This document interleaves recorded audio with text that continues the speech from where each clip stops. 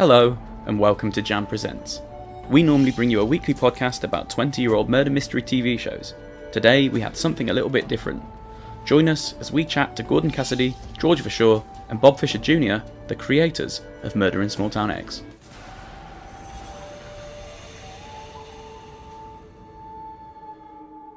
Yeah. Gentlemen. Hey, Gordon. Hi. How are you? Yeah, good, thank you. How's things? Good to see you.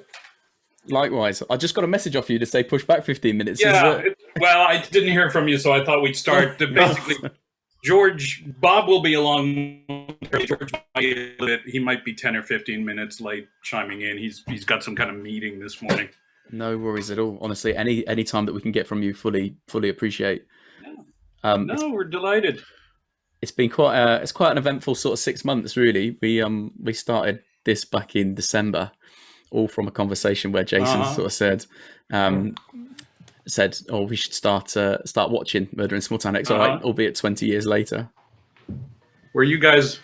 Oh, Bob and his weird background. Hello. Hey. Hello.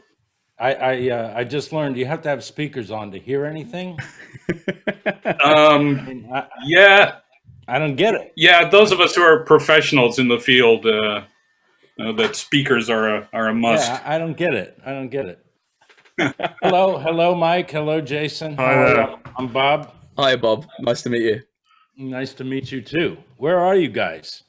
So I'm in a small town called Stroud, which is southwest of England. And actually, Jason's in the southwest, but Yeah, I'm in Bristol. Ever heard of Bristol? Oh yeah, I love Bristol. I was there only one time, but I had a lot of friends that That's good. I had a lot of friends that worked there at Ardman. Oh yeah. oh wow, Yeah. Magic. It's they all, they were there longer than I was. I was only there for a drive-by, but they loved it. yeah, it's a nice place, and Ardman they've got it at the I think is it the Science Museum or the Technology Museum, Jace. I think they've got all the creations. They've got all the stop motion things, so you can play with it and make things yourself and everything. It's really good. Cool. Right.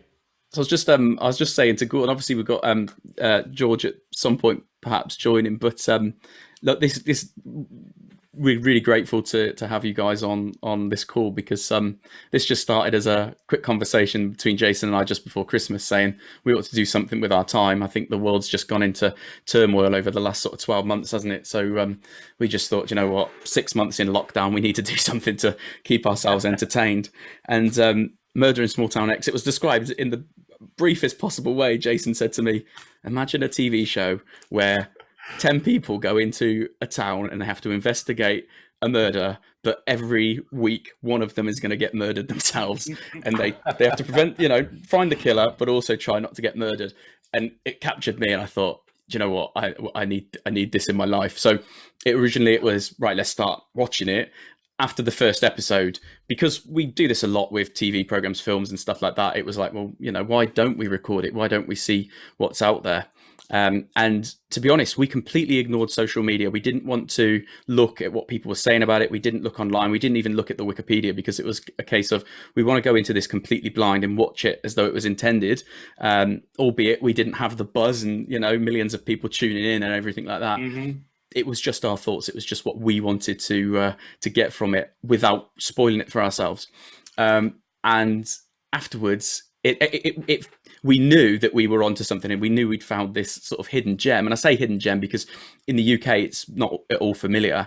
But when we went onto Twitter afterwards and we started looking at the hype around it, and we started looking at what went on, it was significant. And there are still so many people that are talking about it. And it's always one of those, if anybody tweets on social media or on Facebook or anything like that, and someone says, what is the most underrated or criminally underrated or forgotten about TV shows that needs to make a comeback, or whatever it may be, Murder in Small Town X is always there, top of the list. Everybody says that was such a massive, monumental piece of TV. And where is it now? And why isn't it sort of a thing anymore?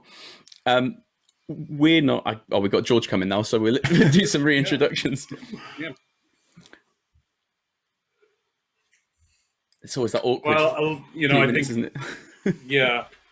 I think, it was really, I listened to your whole podcast and it was really gratifying. In a way, you guys were kind of like the ideal audience that we would have imagined for the show. You were really engaged with the mystery and also, with the goings on with the contestants.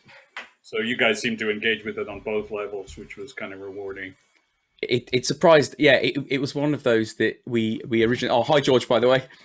Oh, George, nice to meet you. Introduction. Hello, George. Hi, Bob. How are you, bud? Doing okay. How about yourself? Yeah, still going.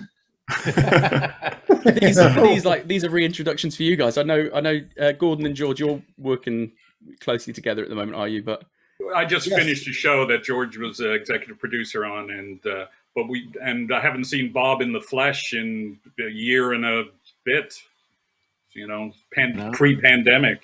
Yeah, right. No, it's a nice little reunion then. Yeah. Yeah, no, we had the three of us spent how many years? Probably. So the first job I had in Los Angeles was for these guys, and then we all ended up working together on several shows, and 20 years together of At least. yeah. At least. It's I think closer to 35. Was it really?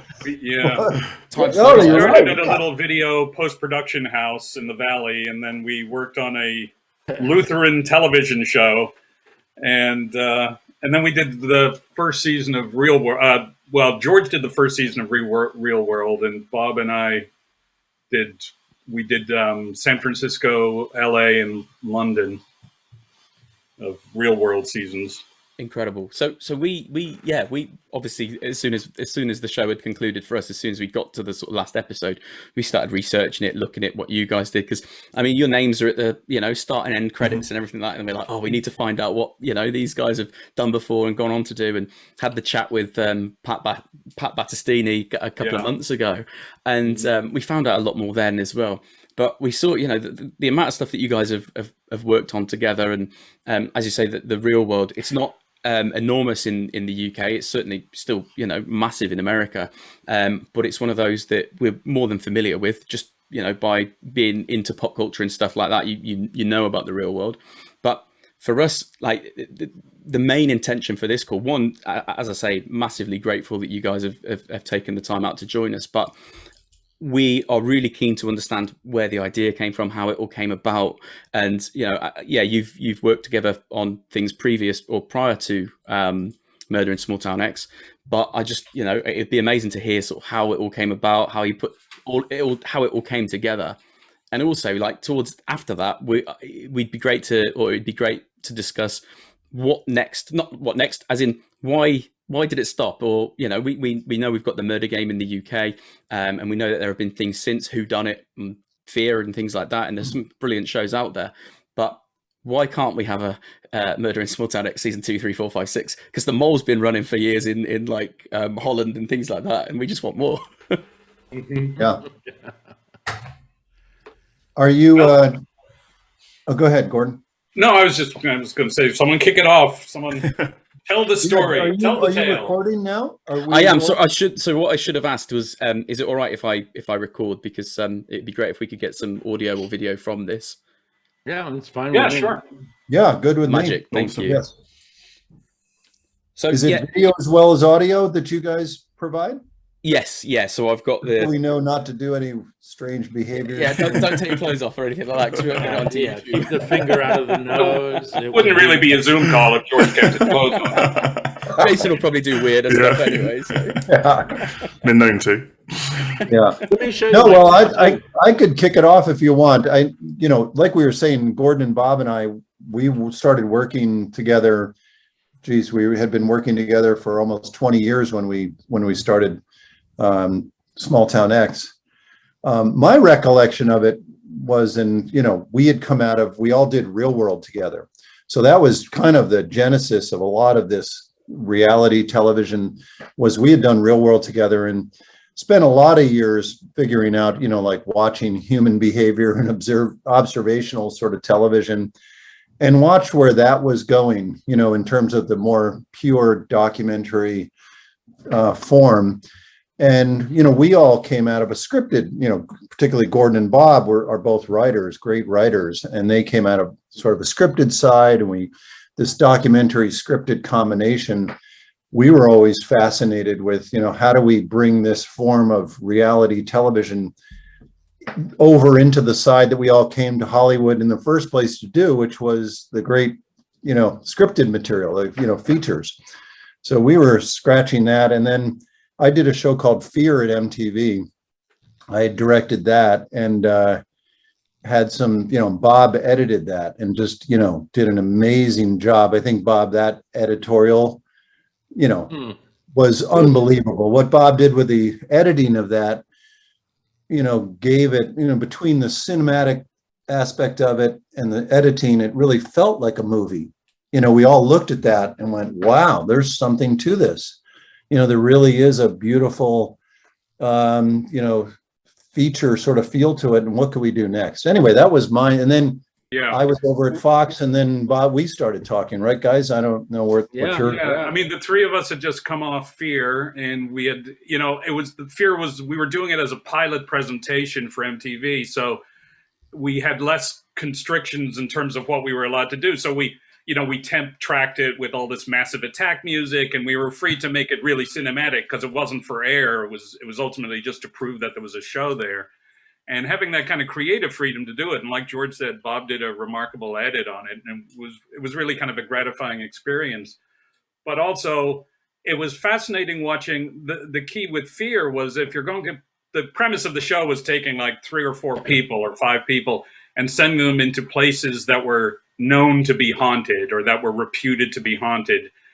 And we were fascinated by the fact that without George, without creating a whole lot of gimmicks and hidden tricks and gags, people they got psychologically invested in where they were, and their behavior was very real. And it was remarkable watching them completely kind of submerge into this other reality.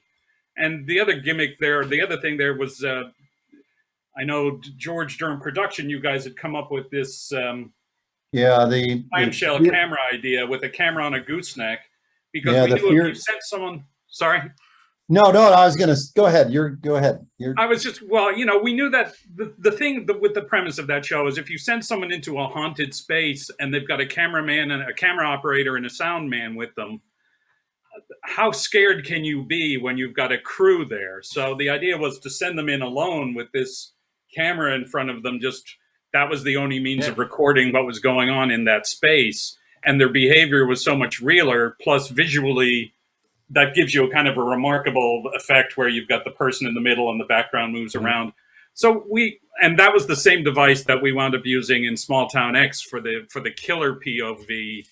At the end of the show, when 2 of the investigators would be sent out, we would hook them up with this device. So as they explored these spaces, waiting to see if they were going to be pounced upon or not, they were completely alone in those dark spaces. And we got there was amazing human behavior in that.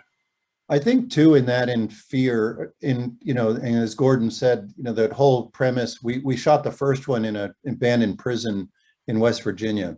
And the place was scary enough as it is. It was a scary place, and we shot. It was an empty prison that prisoners had left just 5 years earlier.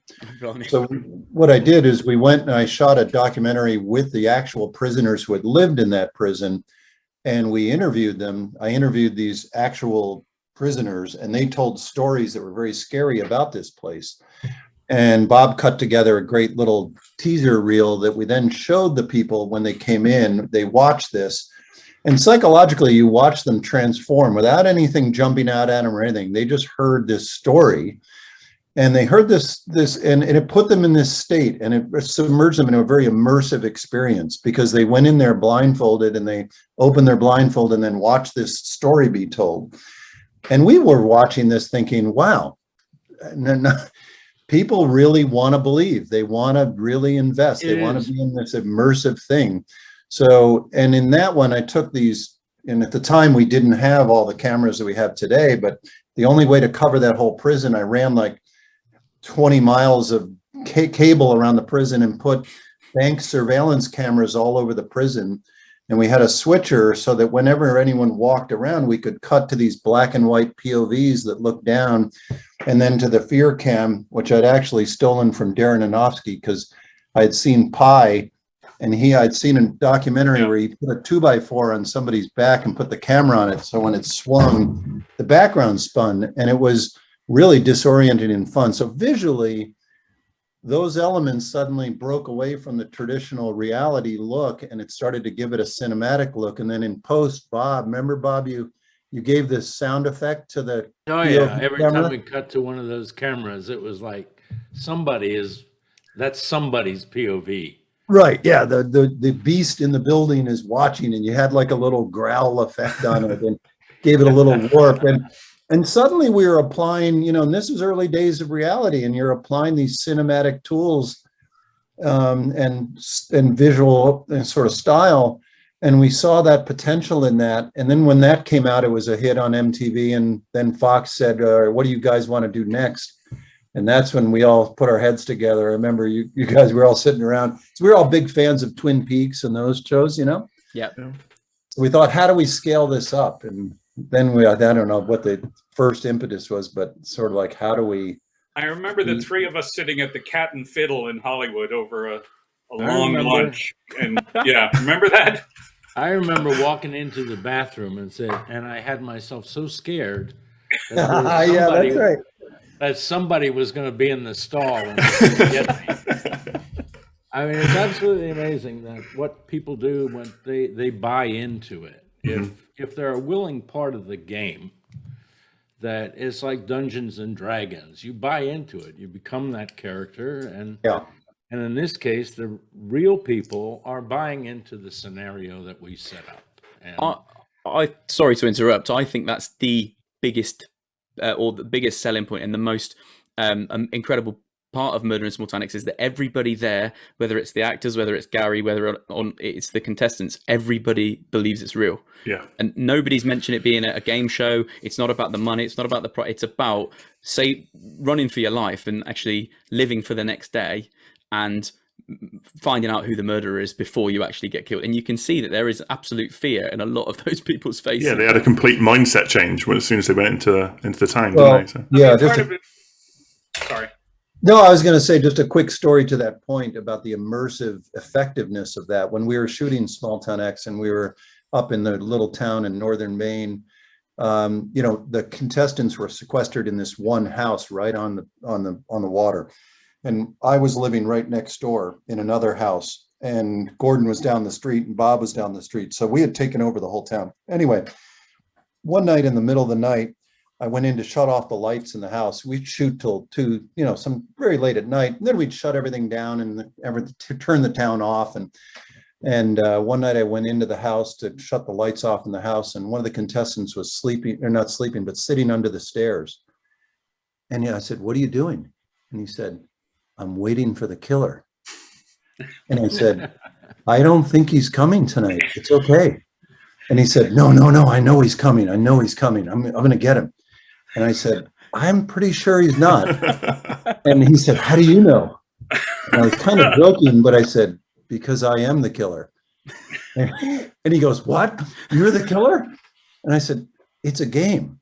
It's all." And he was like, I know. But he was Brilliant. Fantastic. this was like midway through, and this is the degree of immersive, it was convincing. It really was. Like the sweepers, when you look at the sweepers, I grew up in Vermont, and I always found it creepy that if somebody came and raked your lawn without you asking for it, like, wouldn't it be weird if someone just showed up and started raking your lawn? And then Gordon, Bob, and I started talking about the townspeople and like, how do we engage them? And then we came up with this whole cult idea in the sweepers, and we'd have them show up on the 3 o'clock in the morning, just looking up at the house sweeping.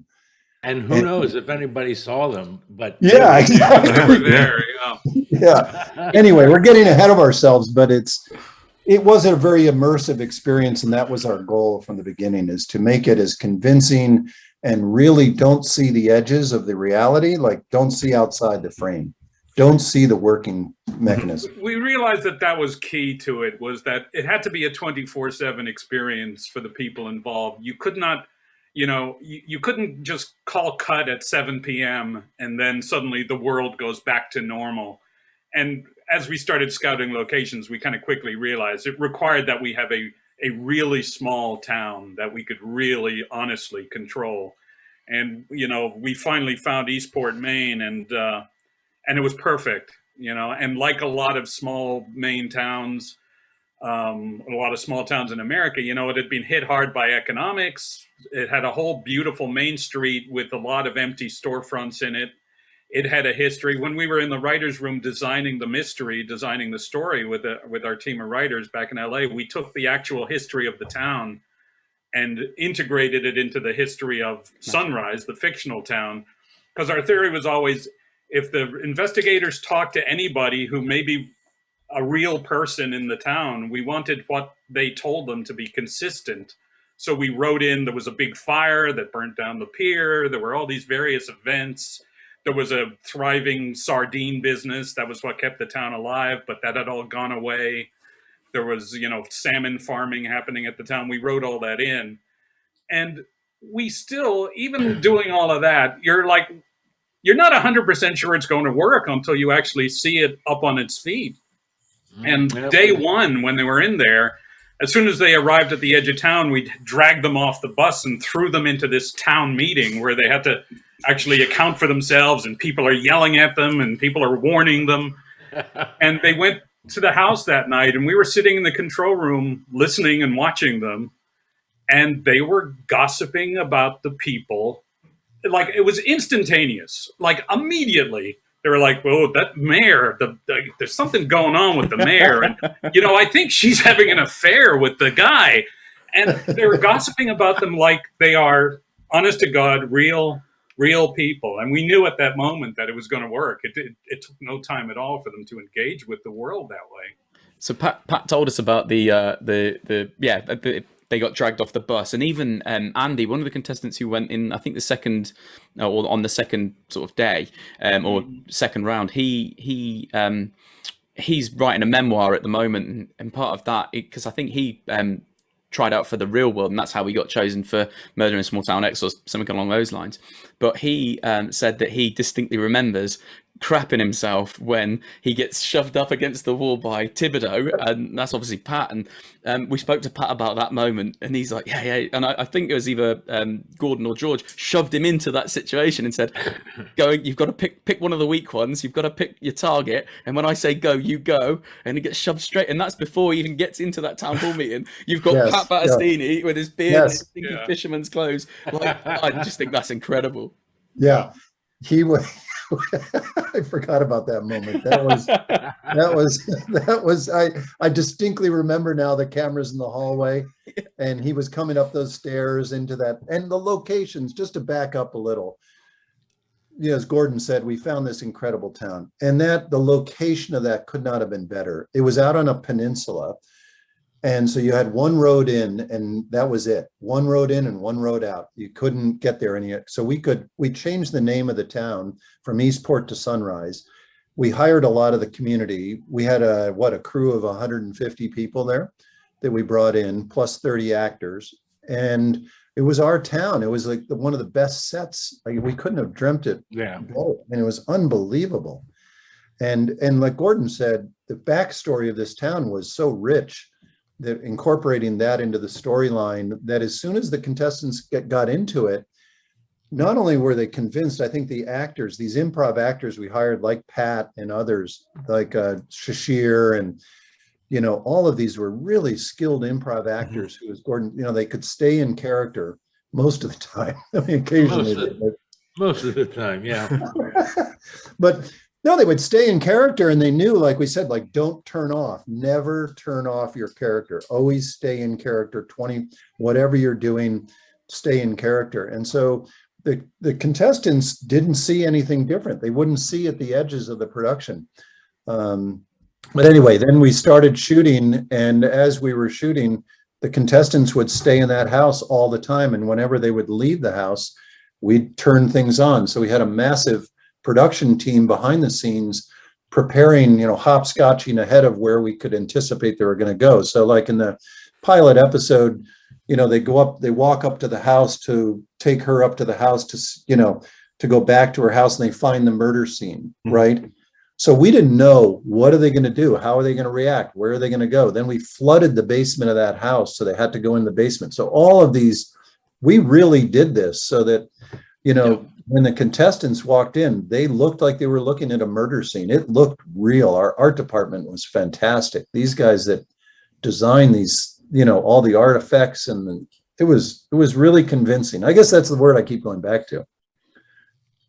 They had to design to a level of depth that art departments normally don't have to do.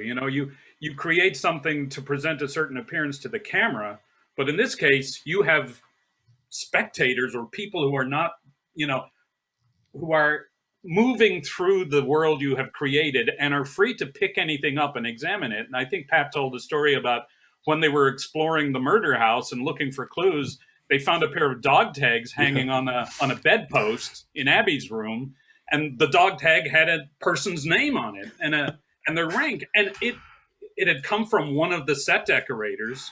So we had not accounted for who's this person, and of course they seized on it as a clue and brought it back to headquarters. And we've got to find out who this person is. Who was Abby seeing that was in the Army? And so immediately, overnight, you have to write an entire track that kind of covers how do we guide them kind of off a false lead without it being too obvious. And it's the kind of thing, the art department had never had that experience where if I put a diary by the table, they're going to read the diary. So there can be nothing in there that isn't consistent with the story. That's unbelievable. Yeah. Yeah. And I got to say, one of the most amazing experiences to me in my life as a writer, and I never expect to have it happen again, is, Bob, George, and I spent months in our office at Fox in a writer's room designing every step of this mystery. And you create this fictional world with this fictional cast of characters, and you immerse yourself in it, and you live and breathe it for months. And George had gone out to the location, had gone out to Eastport a little bit ahead of Bob and I, because George was prepping, getting all the parts in place in the town. And I flew out later, and I flew into Belfast, Maine, I think, or Portland, Maine. And it was a late night flight, and I got a rental car, and I drove another 2 hours through the night to Eastport. And when I arrived in the town, it was midnight. And at the edge of town, there's a sign saying, "Welcome to Sunrise, Maine. We greet the day for the USA." And that's a line we had written. And I drove through this town that was straight out of our creation. The stores, the storefronts, the thing, this world. And it was like you're just dropped into a world that you have kind of created. And it was the most surreal, magical kind of experience. I don't think, I don't know that anyone could ever have that again. It's really, you're just dropped into a world of your own creation. And it was, and it's so much more than you can imagine, And it wasn't only us. It was, I don't know if you remember, guys, that there were a couple times that I recall, when we lit up the whole Main Street and opened 10 or 12 stores that hadn't been open in years.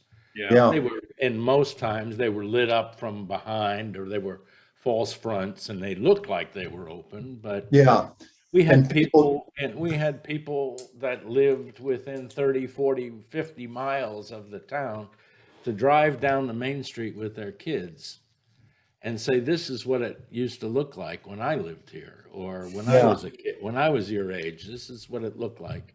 Or tourists would come into town. Remember, Bob, they'd say, "I thought we were in Eastport. Is this Eastport?" And our fake cop, Dudley Duncan, he would be driving around in the fake police car, right? And he'd pull people over. He'd pull people over in the car, and he'd say, "You guys are speeding through our town here," and they'd be like, "Oh, but we thought this was Eastport." "Well, you got it wrong," and he'd play with them, and he was really funny. He was a cop. and those kids were chasing Thibodeau down the street. Oh yeah, in his truck. Yeah. So Pat would beep the horn and do a donut, Yeah. And, No, one of the things that happened is, we had walkie channels. So we had 150 crew members, and we were all on walkie talkies, and we'd be coordinating all of our effects. Like one night we knew we were going to blow a boat up in the harbor. Mhm. So we knew, okay, we're going to be at the club. We're going to do this stunt where we throw somebody through a window. He's going to tumble into the street.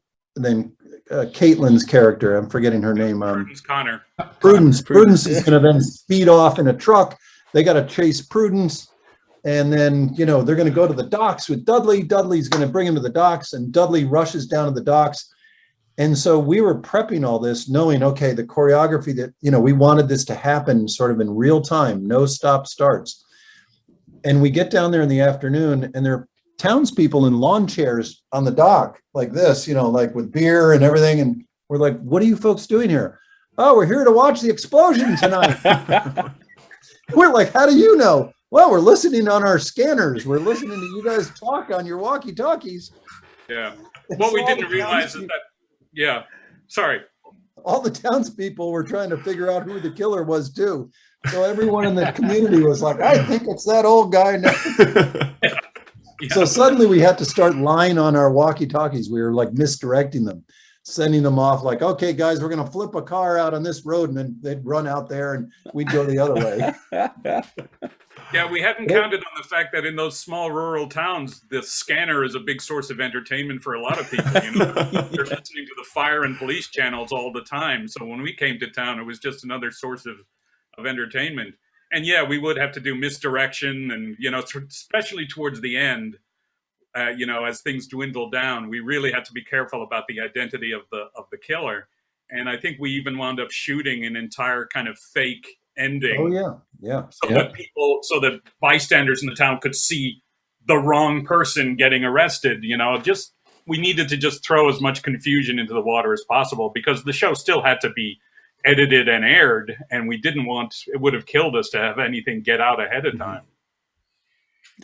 It's staggering, and I think this is what's made us appreciate it a lot more. In that it's not just a studio, it's not just your sort of couple of walls with a camera behind. It is very much real life, and that you just had to capture every moment.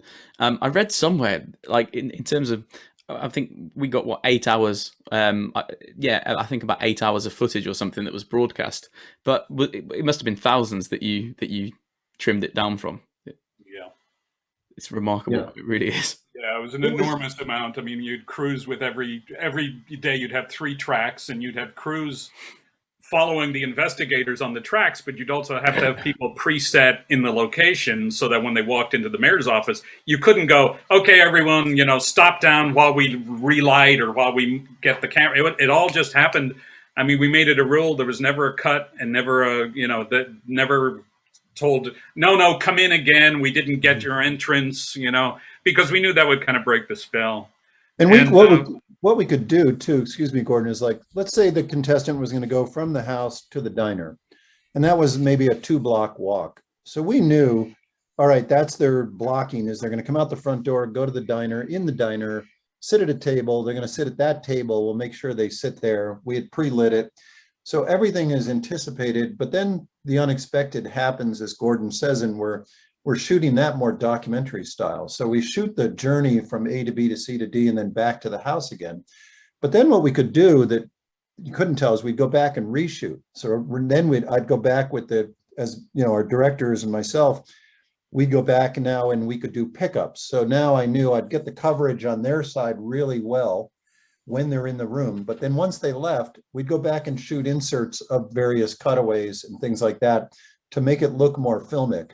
Because we didn't want to stop down, as Gordon said, in scene to get the wide shot, or we do it all live. So it was more like a live show, and it was really fun to direct, because once you turned on, you just didn't know where they were going to go. Or remember that one time we had actors that went rogue on us a couple of times.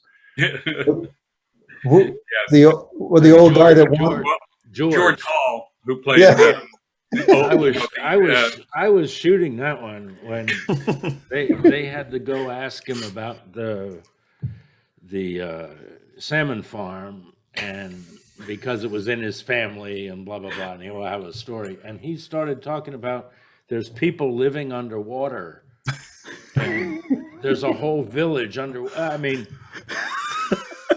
Yeah. I was so flabbergasted. I was shooting it, and I had another cameraman with me, and I thought, how are we ever going to get out of this with Right. there's people living underwater, and but you just continue, just shoot it. Maybe we'll figure out a way to use it. Zoom call, so I can't talk. Gordon, when was that he was supposed to be dead, but Yes. he showed up, right? Yeah, he showed up at the hall. I think Right. Pat mentioned that. Is that C.R. Flint, wasn't it? Sure will The be. actor that played C.R. Flint. Yeah. And he said that at one point, was it a funeral or something, or there was some scene where he was away from it all, but then started to wander onto set or something along those lines. That He was was the supposed day to be dead. That was the day we had the explosion at the cannery when we were blowing the vault door off. Oh yeah, he was. Yeah, he was meant to be dead at that We had point. we had it in our storylines that various people were going to be watching this. Some of them would be right there, and some of them would be at a vantage point. So you Yeah. had Lambert watching from a distance. You had Kovic taking With a his photo, photos. Yeah, that's right. and we wanted the old man to be up on a promontory above the thing, watching it from a bench. And the idea was that when they blew the door, the old man would have a heart attack and just kind of keel over. And that, because we had characters that died during the course of the thing. And we always knew that was built into the story that the old patriarch of the family would die at that moment. And you'd wonder, was he so upset by the fact that they were, closing in on this ancient mystery that he had a heart attack? Well, he's sitting up on the bench and he got tired of waiting. So at a certain point, while we're down at the thing with the explosion, suddenly he comes wandering through, and he was supposed to be dead up on the hill. So it was, No. well, he's not dead. You're, So we had to have him die in his sleep later that night. But Yeah, yeah, there were definitely a few curveballs that way. yeah. The angels came and took him away, and one of the most interesting parts of it too, and you guys probably are wondering about like Kristen, who seemed to have 9 lives.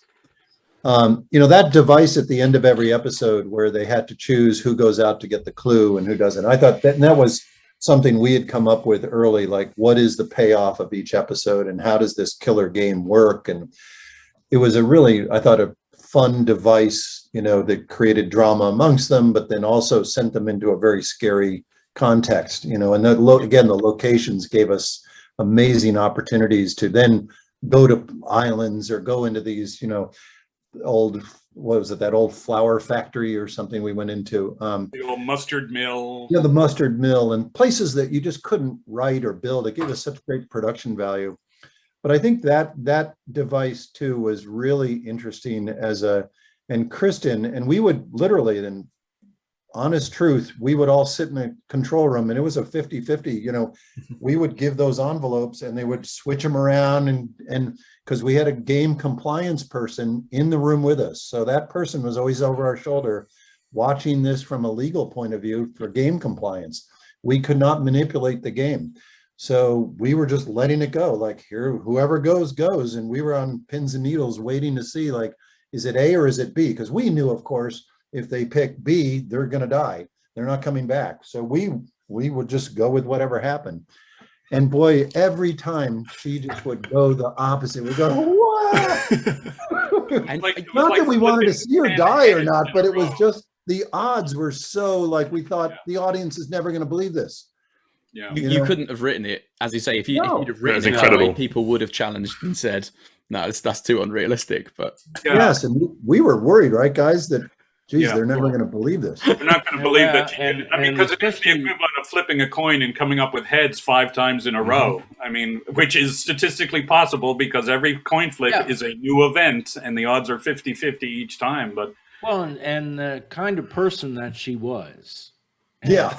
In the show, in person, in reality, Yeah. people had very strong opinions about her. no, we did in our podcast. We definitely did. Yeah. Right? And that she kept coming back was just mind-boggling. And we were afraid it people has would to- accuse us of just saying she's good reality TV, so they didn't want her to go. But, you know, as George said, this was a part of the world we didn't really know until we got into it, was once there's prize money involved, the US has a set of very strict laws governing game shows because of the big game show scandals back in the 50s. There's very serious laws governing that. And we had to, when we set out the whole mystery story and created the Bible for the show, we had to, for every episode, list what the two locations were and which one would have the killer. And those things were sealed up in an attorney's vault somewhere in Boston, and they could not be changed. And we were bound to follow those things. So what was truly up for grabs was who the group would pick to go to each location. But we couldn't, once they picked, we couldn't go, oh, we don't want them to die, we'll make it be the other location. We could not legally do that. So we were kind of along for the ride. So it's a bunch of control freaks that people in television generally are. And then in this situation where you get to this climactic moment and you have no control over exactly who's going to go where. I think that took us by surprise. I think in terms of, I thought you were going down the line then when you mentioned the prize money, in that how people's mentality changes and how people actually, I don't know whether or not they become an exaggerated version of themselves or actually they just become their true selves. And that when there's money at stake, people will do anything. A lot of people will, you know, be nasty or manipulative or whatever they need to do to progress. But actually that is what makes the show. And you mentioned it earlier about and looking at like the real world and things like that with people's psychology and how people respond to situations. It is actually really fascinating because when I started watching these sorts of shows, it was very much, I just want it to be nice. I want the best person to win. I want the right person to be chosen. You know, let's make it all wholesome and cuddly. And, you know, it should be that nice person over there that wins. But actually, the most interesting part is how people become and how someone who, at the very early episodes, you think, oh, they're the nicest person on the planet, they wouldn't say boo to a goose, actually go and completely screw someone over a few episodes later because there's money at stake or they're tired. They're scared or whatever it may be. So actually it's changed my perception on these shows completely, because actually just how humans as how we change and how we think. And we often try and sort of challenge that in our podcasts, and we'll say, oh, I would have done it slightly differently, or I would have, you know, perhaps not gone down that route or given that person a hard time. But in actual fact, when you're going, especially for, you know, $250,000, it's not to be sniffed 20 at. years ago, yeah. You know? So yeah, it's significant prize money. Especially, yeah, as you say, that'd be even worth more now. But it is fascinating, and it is. For me, I've changed my tune completely. I think that's a really important part of the show, is actually seeing different behaviors. And actually it makes for better viewing when either the underdog comes through or when someone that is, as I say, I mentioned at the start that we started looking at Whodunit as our sort of third installment of our podcast. And again, that there are some people in there that I don't trust, I don't like, but actually if they weren't in the show, it wouldn't make for good viewing, and it does really. It is really interesting. I mean, Kristen, you know, we've looked at what Kristen does now, and she was on The Apprentice, I think, some years later and stuff like that. So there's plenty of stuff about her online, online that we can view. But it's remarkable to see how people are in real life versus how they are on the show, and I think it takes quite a lot. I think it takes quite a lot of guts to appear on a TV show, and I don't necessarily think people know how they're going to, you know, I guess there must be, is there a big vetting process to be able to pick? You've obviously, you know, interviewed hundreds of people over the years, thousands of people over the years for these types of shows. Is it, I guess it's something you have to consider as to how they will respond, react, and because you've got the fame on the, you know, on one side you've got how they're going to react to being in the limelight and on television, but also what they're like as a person. Can that be translated into, or will that make for good viewing? I bet that's quite a complicated process.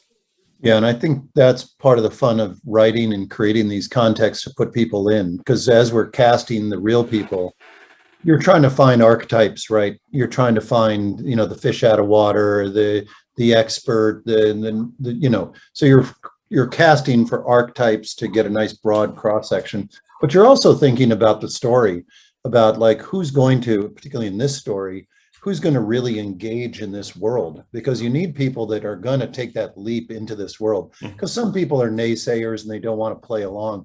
But I think that was key to what our interview process was, selecting people that would really immerse themselves in this world. Yeah, I Didn't think you think, guys? I mean, I thought, you know, No, these guys you make really yourself engaged in vulnerable that. when you believe something, you know, and you have to have people who are willing to take that leap and believe, because they're being watched on camera, and they know sooner or later down the line, everyone they know is going to be watching them. And there are people who I think would be so constricted by that thought and that knowledge that they would never be able to fully engage. But one thing Yeah. we learned during doing real world is that nobody can nobody can maintain a facade indefinitely. If you shoot long enough and you're there consistently enough, and you know, it's just people wind up being who they are, and that kind of, and the camera gets that very quickly, and it's ruthless about kind of exposing people when they're not being genuine, and it's wonderful at really showing, you know, the core of people when they're behaving naturally.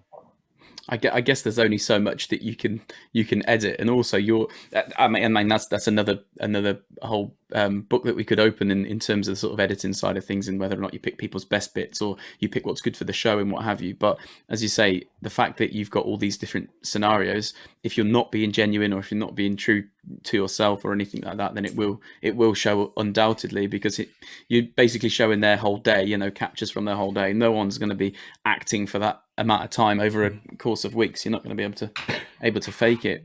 I think we've watched the Murder Game as well, and I know you guys have had some involvement in the Murder Game as well. And whereas the Murder in Small Town X we think is timeless, we think it's one of those things which we could watch that in 100 years time and still have the time of our lives watching it.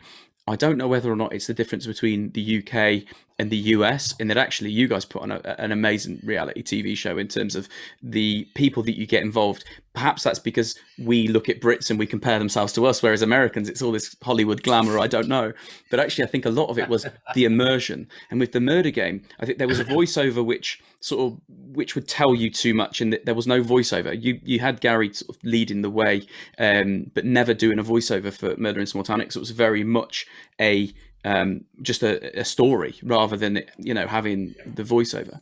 But also the number of times in the Murder Game that contestants would say, "Oh, is this part of the plot, or is this part of the story?" And early on you hear people saying, "Oh, are we meant to do anything, or do we wait?" And you could see that they didn't quite grasp that you've just got to live it, you've just got to get on with it, do what you want to do, and unless you're told by someone, don't do it, crack on. And you could definitely tell that there were, and also prize money, and people in their interviews, they'd be saying, "Oh, look, I'm, you know, just thinking about that cash," and it does take it away. And actually we want to see, because the storyline and the actors were fantastic in the Murder Game, but the contestants, you're like, oh, you just all they're breaking that boundary, and you're frequently reminded that it's a game show, and that's not what you want from a show like that. No, It was amazing. Go ahead, Gordon. I'm sorry. No, go ahead, Bob. I was just saying it was amazing that in the interviews that we did along the way with all the contestants or the real folks, they bought into it in that interview. They would never even ask about anything related to the prize money, the actors. I mean, really, they were just inside the story as much as possible. Yeah, that could be an American thing too. I think, you know, we shot the real world in Europe, and remember, Bob, like with Lars and some of the other, I think there's an American sort of, you know, willingness to just buy in and they don't need full transparency, at least back then. Transparency wasn't necessary. Whereas in Europe, and people want to know the whole deal, and they want to be just out in the open with everything. Okay, this is just a game. It's all fake, right? And if you don't say that, then you lose credibility from the audience. And I think it's an interesting question when you asked about the success or failure of the series. I think that was something although the contestants were 1,000% immersed in it, and so were we, and the world was convincing, I think the audience at that time, maybe it was too soon, today I think it would work better because of escape rooms and everything else is Yeah. sort of normal. At that time, the audience wasn't prepared to buy in fully. So I think that's part of why it didn't take off, is I think in 2001 or whenever this aired, it was, you know, they weren't ready because the audience didn't understand. Like when the guys went out and one of them would be killed.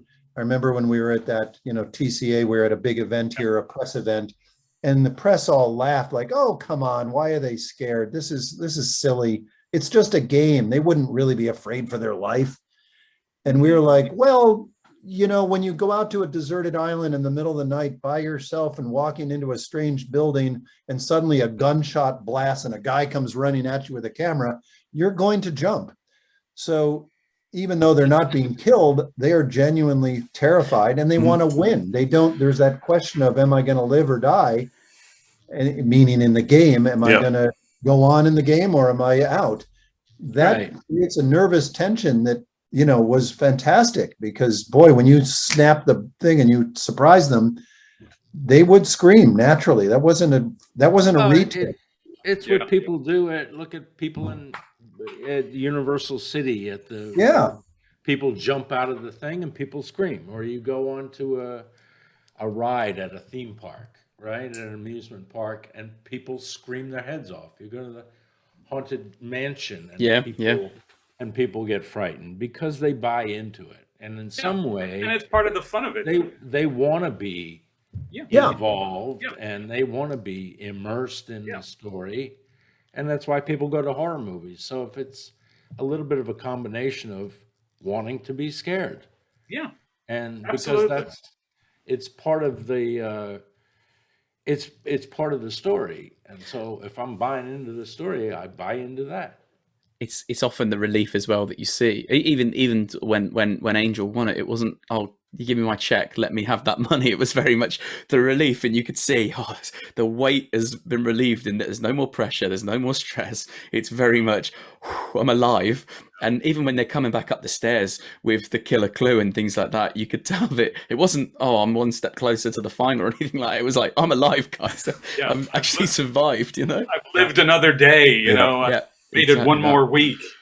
Exactly. And I remember at that critics junket at TCA, there was one particular journalist who stood up and they'd watched the pilot episode, the first episode, where Shirley was the first investigator to be eliminated. And as she was walking into that space, she said something like, she said her kids' names and said, "I love you," And this critic was like, "Oh, come on, why was she telling her kids she loved them? Did she think she was going to die?" And we were like, no, she didn't think she was going to die, but she was in a frightening, fraught experience, situation, and she was fully immersed in the experience, and that was true to who she was. That was what she was going to say. And if you can't make that little leap, then you're never really going to be able to engage with the show. I think it demanded that of the viewers as well as the participants.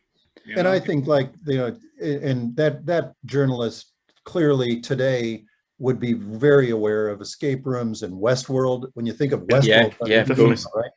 I mean, had Westworld been out and then we did Small Town X, it probably would have kept going because people would understand the language of it cinematically. Like, okay, I get it. It's a false world. It's this suspension of belief that you're going in there. And so I think, and when we went out to, for the end game, that moment was so tense. When you mentioned it, Gordon, I remember Brian, because those were live situations. So we knew, okay, we'd have this rig set up like, okay, they're going to go into the salmon factory and they got to go up the sardine factory way up into the back.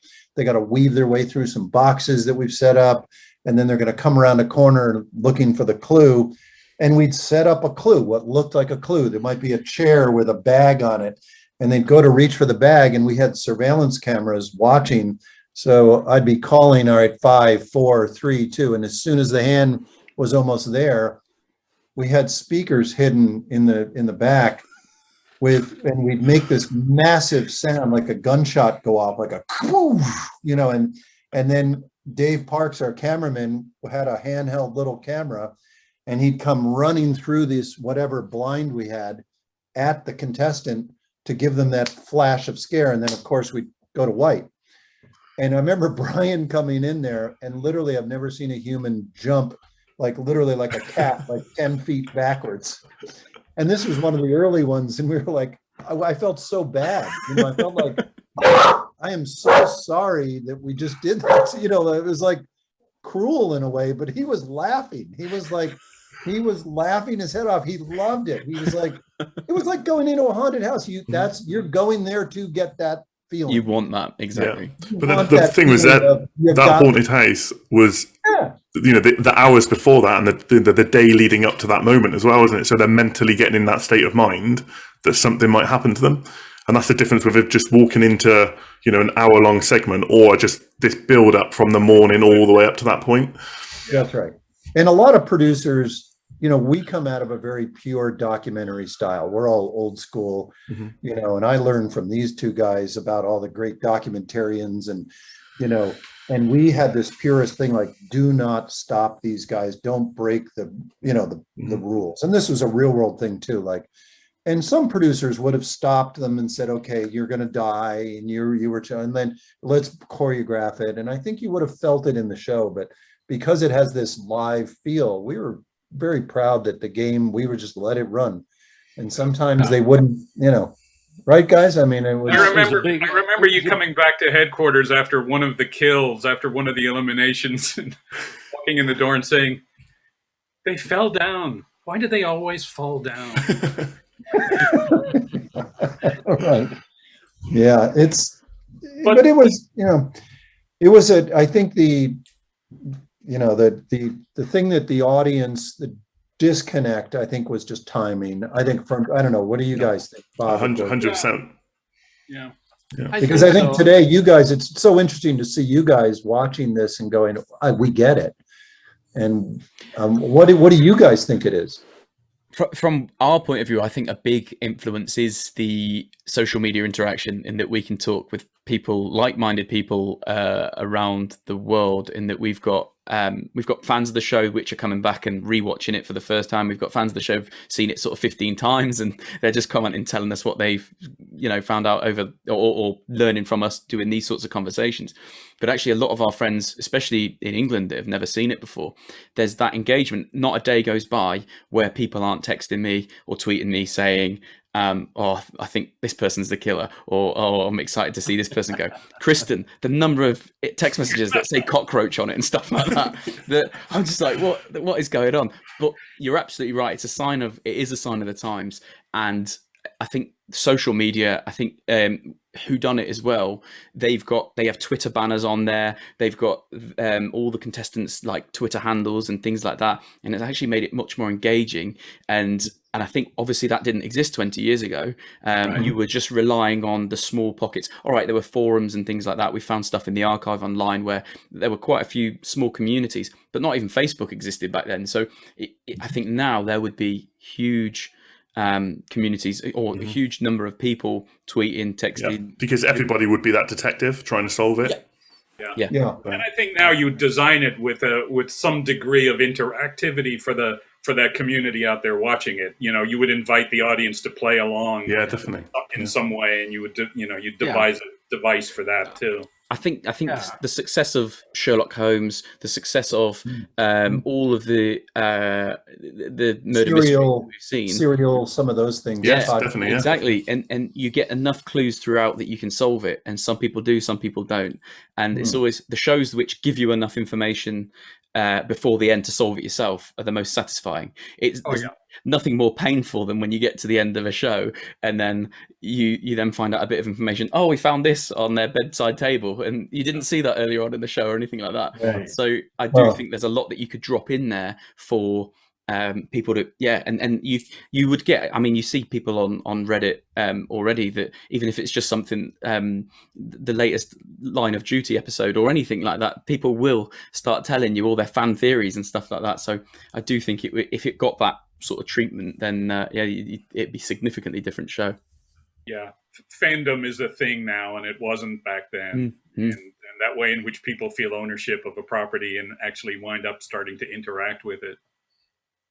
Yeah, and I think people did, but not really on broadcast television. You know, people. But like when we were doing the Real World, people were super fans of the show, but they were a niche audience, yeah, and that was the cable TV or the younger audience, and they had opinions about everyone who lived in that house and what they were doing and all of that. But on broadcast television, there really wasn't anything like that. And I think because of the way that we positioned the show and the first episode, I felt like it was too fast. We threw too much stuff at people.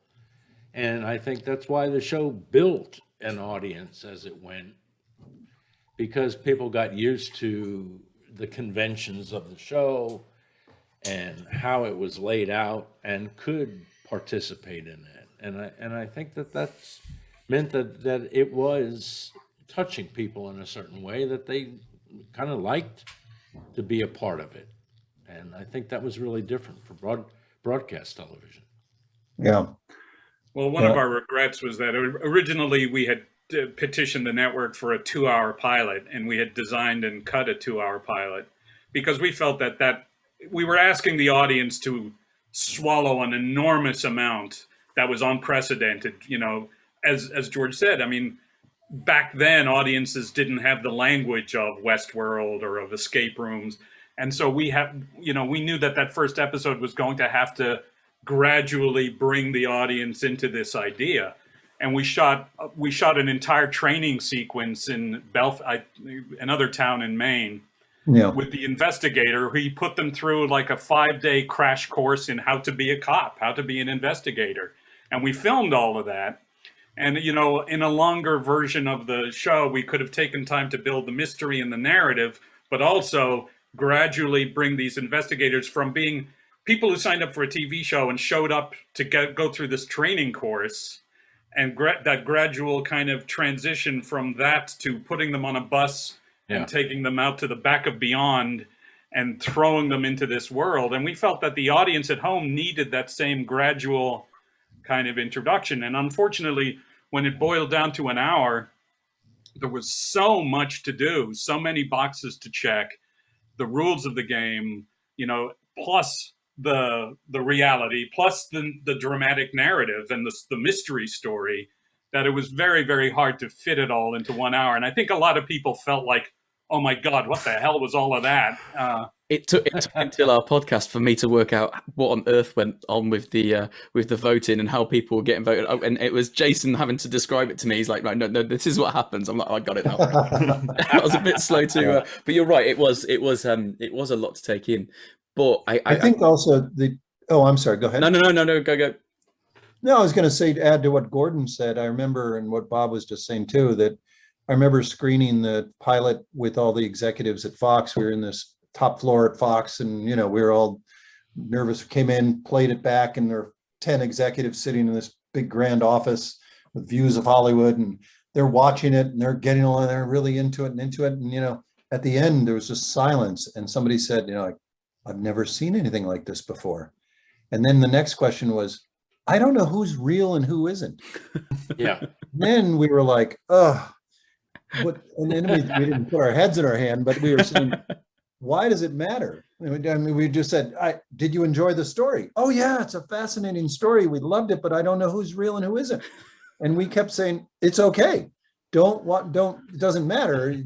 It's supposed to be one world. It's all one world. It's just immersive. Oh, no, but we got to identify who are the contestants and who are fake and who are actors. No, we kept saying no.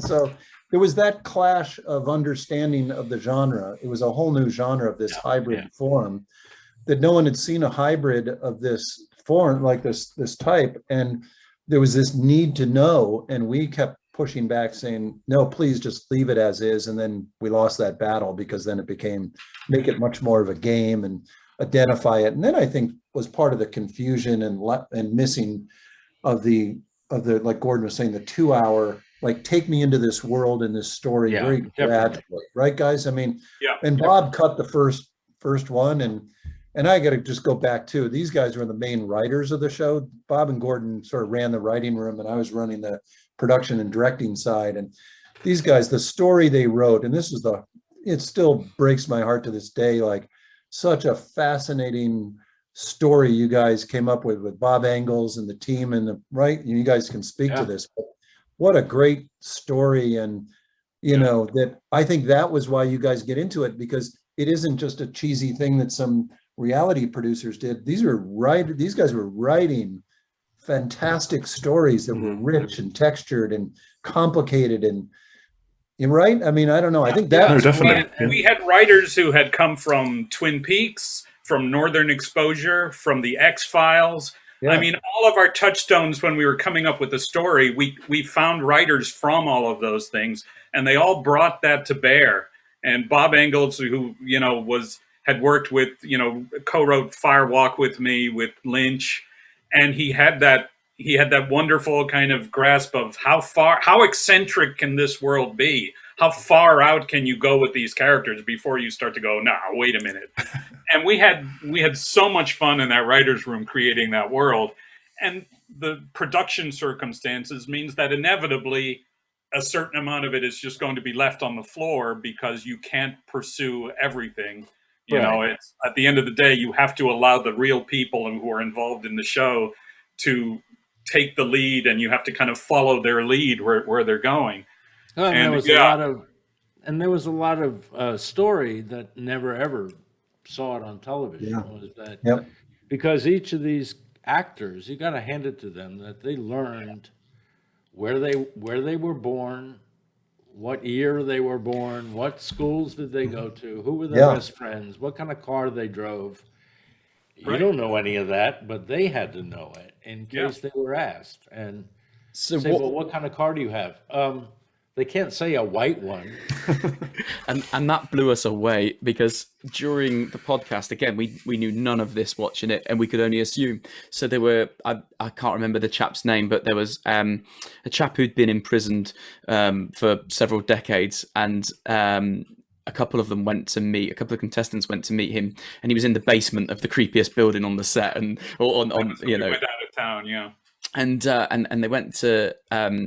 they went to meet him, and they were asking him questions, and then they went away, and they're like, we didn't get enough information, we were only there for 4 minutes, come on, we've got to go back in. And Jason and I were like, that's where the producers just said, you know, the directors just said cut. They just said cut, and they said, no, you need to refilm that bit or something. Give them a nudge, There must be something that they're missing or something they've forgotten, but that's obviously not the case, and that is just mind-blowing, really, in that actually it was all just, no, you're on your own, we're going to capture what you do. Fantastic. Yeah. Well, as George was saying, you know, we had this on the main street of the town. We had all the businesses, some of which were functioning and some of which were basically just facades. But we had created a general store with a kind of a drugstore counter. We had created a nightclub, a little bar. We had created all these various things. But on the second floor of that whole row of buildings, upstairs, it was all one continuous loft space, huge. And that's where the actors prepared their day, and they would come out a back door so it wouldn't be visible from the main street. So every morning they would be in there getting briefed and dealing with Kathy Shambly, who was kind of our prime improv actress and who was kind of training them through. But every morning they would get a briefing on what's going to go on today. And here's what happened overnight, by the way, because you all, you know, in this town, they'd be up at the diner at 6 o'clock in the morning in real life, drinking coffee and gossiping about what had happened in the town overnight. So they would all have to be brought up to speed. And because it's a small town, everyone had a relationship with everyone else. So even characters that never really interacted, they had to have an attitude about that person. You know, they had to have an opinion about Mary Elizabeth and what they thought of her. And they knew her dad, and they had an attitude about that. And it was just incredibly rich because the actors had to be able to do it all on autopilot. You know, they had to know their characters so well that you couldn't see them thinking when you asked them, where'd you go to high school? You know, and that was an amazing effort that was pretty much invisible.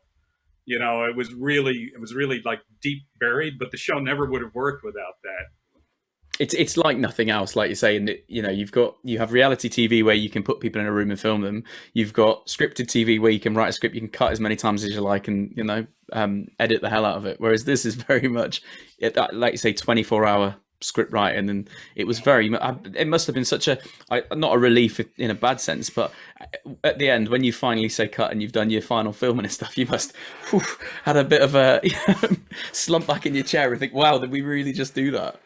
I don't think I've slept that little in my entire life. I can imagine. It was what, about 8 weeks, you guys? How many weeks were we shooting? Maybe it was less. 6 weeks? I think eight weeks or something. Wow. But literally we were episode, and there were a couple of days beforehand and a couple of days afterwards, and then we did pickups at the end. So yeah, it was probably about 8 weeks. Yeah, it was I've never been so averaging tired like in my life. 3 or 4 hours of sleep a night. And yeah, like you say, it was so gratifying and so unpredictable. So you just never knew where it was going to go. So it was like the combination of this script, but then it was a live show.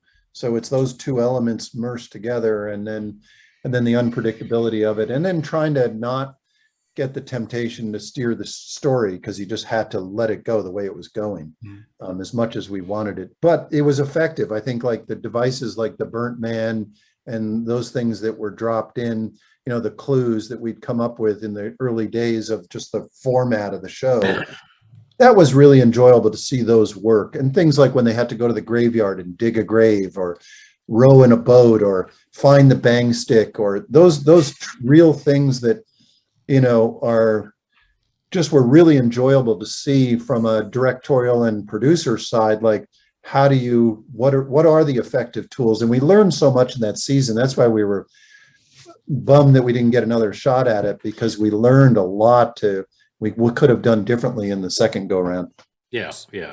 So that's a really poignant sort of moment in the second season. Did you have an idea? Was there a script? Was there a did you know where you wanted to go next? Would it have been a different town, or was it completely not even considered at the time? I think we were too tired to think about it. Yeah, part of it was dread that we would have to do it again. The experience of doing that show was like running 2 steps ahead of a speeding locomotive, and knowing that if you slowed down for a moment, it would just run right over you. Because, you know, at the end of every day, we'd have to huddle with the writers and prepare the briefing for the next morning. It couldn't be done 3 days ahead. It had to be done that night, because things were changing right up to the last minute. And it got to give props to Gary Fredo for being able to absorb all of that information. Those briefing scenes in actuality would take an hour or two of filming, you know, because they would have to cover everything. For the people to be engaged with the story, you couldn't just say, that's not important, forget that, let's move on to this. You had to walk through everything with them. And that meant we had to arm Gary with the proper story bits that fit in with what the investigators were doing. In order to lead them to the answer, right, Gordon? In order for them to find the killer, it was this massive web that they had to navigate through. Mm-hmm. And if they weren't going down, and we said, oh boy, they're going way off, they'll never come back. You had to bring them back in and say, okay, we better, steer it, give them a clue that's going to at least, put them back on the track. Yeah. But you had to do it in a way that you didn't feel the producers like sending in the hook to grab them by the neck and pull them in the right direction, So that was a challenge. And I have to give props. George was talking about how gratifying it was to see people engage with the prepared pieces that fed into the narrative, like the burnt man and all the various scenarios we concocted. But I have to give props to Bob, who designed that original killer film, the POV film of the initial murders that kind of kick off the show, because that really created a vibe and really created a feeling for those real people. When that was the first thing they were given as part of the case they were going to engage in, was this killer film. It was just terrific. It was so effective. I think the whole show was built around that, essentially, in that is what the first thing that we see as a viewer, and actually it's the one thing that they keep going back over through every episode as well. Yeah, I think if we'd had a shot to do it again, I do think we could have, applied some of the things we learned just about, the game and how some efficiencies. I think in the first season there were a lot of inefficiencies just in knowing this doesn't work in this. So I think just from a production point of view, but I think just from an immersive point of view, I think if we do it today, I think like we were saying earlier, today people, you don't have to explain much. They just understand. Yeah. Okay, they're in an escape room. This is it's like, Knives Out, like that type of thing, right? Yeah. You look at Knives Out and go, it's a murder mystery. I get it. It's a whodunit. It's murder on a train. It's, and I think that would be much easier today. And I think, I don't think we would have changed too much, right, guys? I mean, I don't think so. I don't think so. I mean, I think some of the game elements got a little bit. I would have liked to streamline that a little bit. It got a little baroque. Some of the game elements got a little, took a lot of... A little bit, but I think that I wouldn't do a whole lot different. I went back and watched the show for the first time maybe 2 months ago, and I hadn't seen it in 10 years or more. And I thought, this is pretty interesting. It's well put together for us as a story. Even if you take out the reality parts of it, I enjoyed just watching it to learn about who Thibodeau was. Yeah. That he was a vet, and he had a drinking problem, and he had this relationship with Connor, and what they did at night. They used to go drinking out of town, and I just really enjoyed that stuff coming out, and what the relationship between Abby and her, their best friend, and all that kind of thing. I thought that was really a very interesting part of the story, and surprising to me, because I thought if I went back and watched it again, I would just be saying, "Ooh, that was terrible." But I didn't. I thought it hung together, and it was a lot of fun. And we found that, and there are some timeless shows out there. You mentioned the X-Files earlier, and Twin Peaks and things like that. And actually, there's a huge popularity, and there's that fandom again, and the fact that there's so much more access online to things. I genuinely think it's one of the best TV shows I've ever seen, Murder in Small Town X, and I think it's only exposure that lets it down. And it was 20 years ago, it was way ahead of its time, and actually, if it had come out in the last 10 years, it would have been a significantly different story. And I think you'd be very tired by now when you're working on season 5 or 6. I think as I'm sitting here, I'm thinking, where would we have done? I think a cruise ship would have been fun to do it on today. Take over an entire ship. So the whole ship is this ghost ship at sea, right? and everyone on board, including the captain, the whole thing. So you could really create a fun world on a boat. That might be own it, and you own the entire thing, right?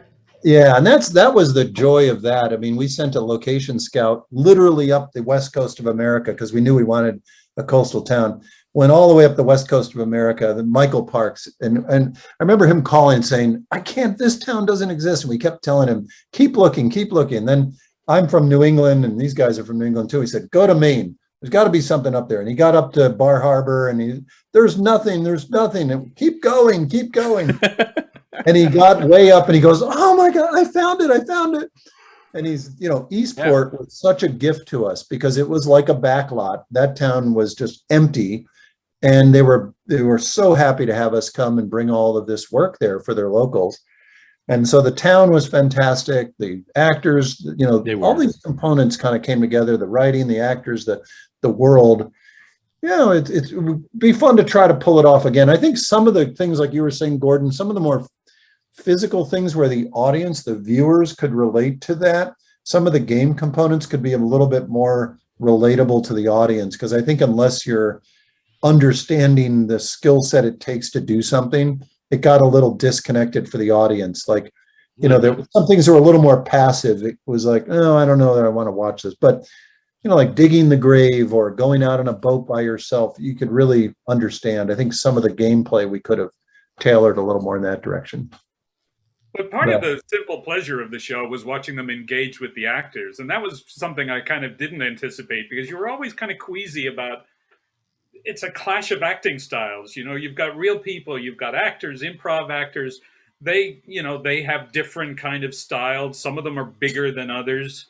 And we were always afraid that what would kind of kill the show would be if the real contestants started to act You know, if they started to feel that, well, I'm a character in this, and I'm going to be a detective, and I'm going to push them around, but luckily, I think they were kept real by the actors, because the actors dealt with them as who they were. You know, called them by their name, dealt with them as real people, and watching that kind of interplay between a real person and a fictional person, to me, was, you know, that was as much fun as watching someone, you know, dive into a salmon pan or do those things. It was a nice blend of the two, I thought.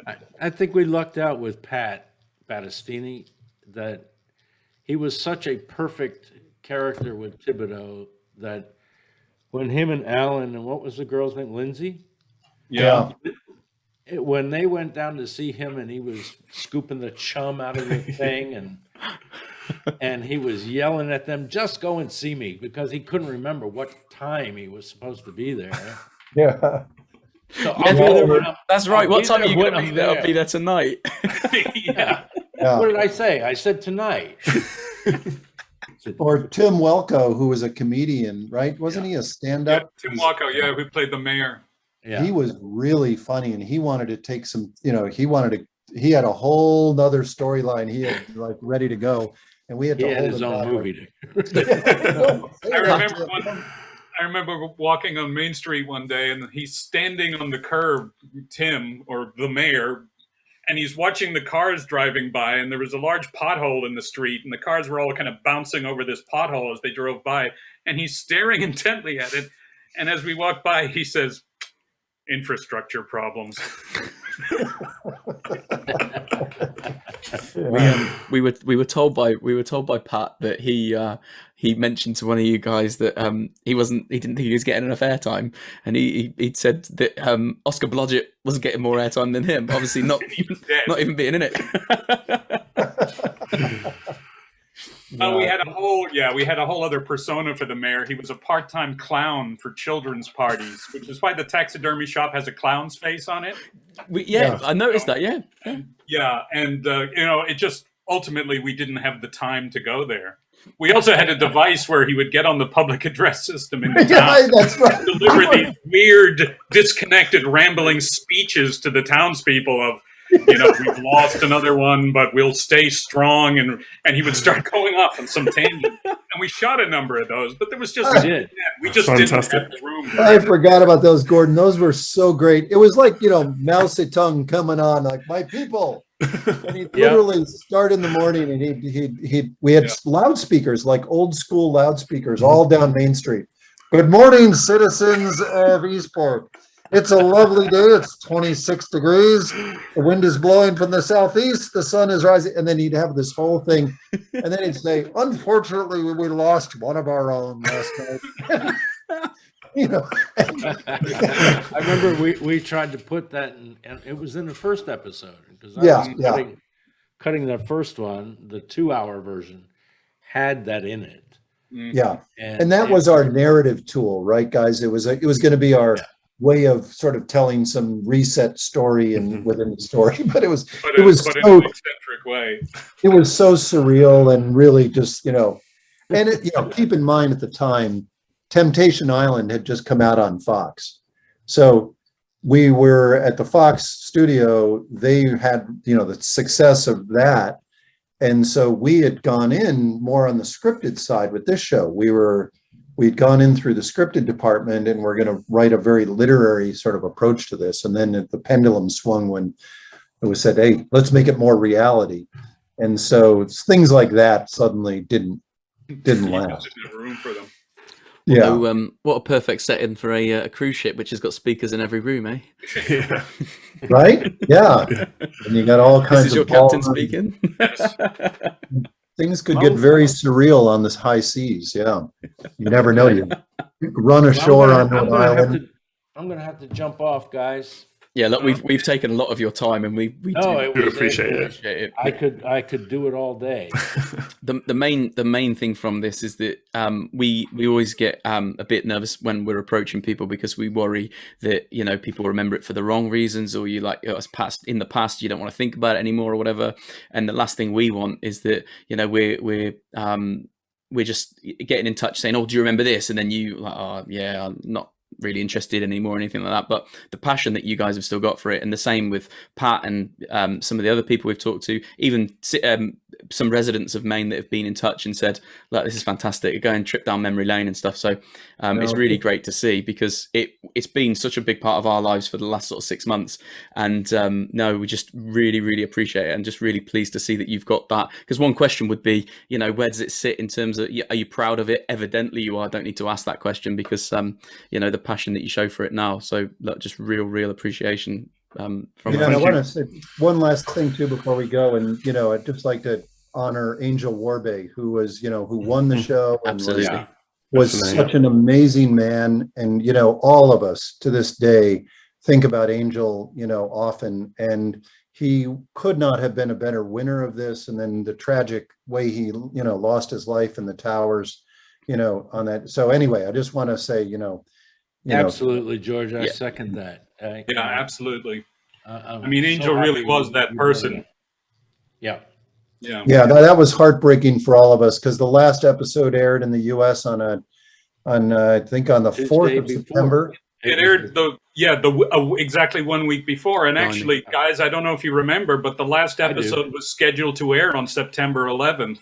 That's right. And they Fox moved it up made a programming decision to air the last two together the week before. Yeah. And and Angel couldn't tell his family that he had won the show, so he spent the entire summer not letting them know that he had won and the money. And when finally it concluded on September 4th, he gave the $250,000 to his parents, and so that they could retire. And you know, like, and they lived up in the Bronx, and they were so happy. And you know, that was on the 4th, and then tragically a week later he lost his life. So, and you know, we were all so close as a family with him and the whole team that we all flew to New York at that time. And that was a tough one. But anyway, I want to remember Angel. He was an amazing man. Absolutely. And a very worthy winner, as you say. Yeah. But thank you guys. And thank you for your love of the show. This is fantastic. And it's great to get together with all of us to reminisce, you know. glad we could sort it out, but no, thank you. It means the world to us. Really Maybe appreciate it. We'll get all 15 suspects and 30 actors. That's the aim. That's the dream. We're working on it. We'll do it again. All right, thanks, Mike. Thanks everybody. Cheers. Bye-bye. Appreciate it. Bye. If you're still with us, thanks for watching. Come and find us on Twitter for our latest updates. We're @PresentsJam.